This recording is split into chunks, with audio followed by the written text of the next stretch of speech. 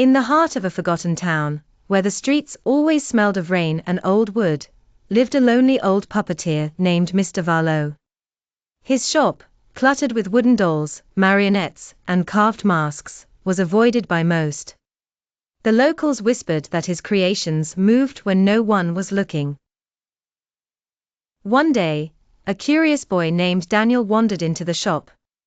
He ran his fingers along the painted faces of the puppets, stopping at a small wooden doll sitting alone on a shelf.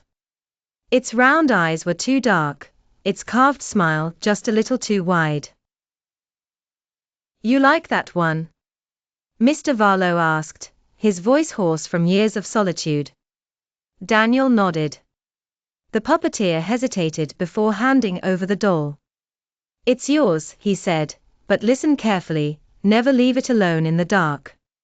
It must always have light."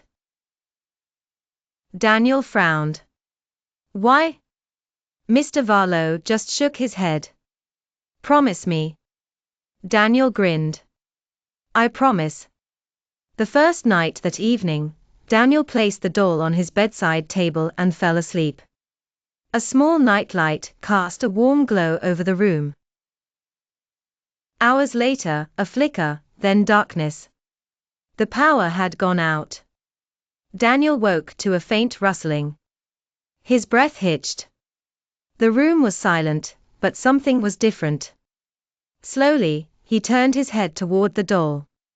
It was no longer sitting upright. It had fallen forward, its face turned toward him. Daniel swallowed. Had it moved? Shaking off the fear, he picked it up and set it back in place. The power returned a few minutes later, and he drifted back to sleep.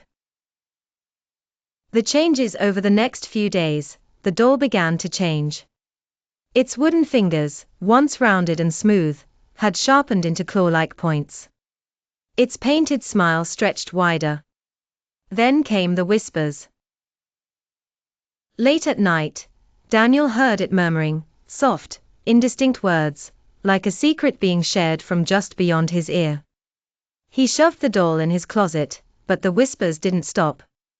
One night, curiosity overpowered his fear.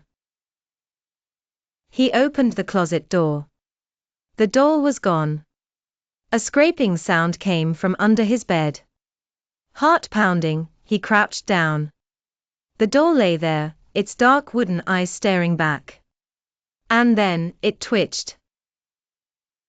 The final night terrified, Daniel ran to the shop the next morning, doll clutched in his trembling hands.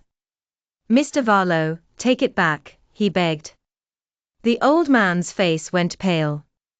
"Did you leave it in the dark?" Daniel nodded, eyes brimming with tears. Mr. Varlow exhaled sharply. "Then it's too late." That night, as Daniel lay in bed, he swore he wouldn't sleep. He kept his flashlight clutched in his hands, the beam trained on the doll sitting across the room. His eyelids grew heavy. The light flickered. The whispers began again. And the doll stood up,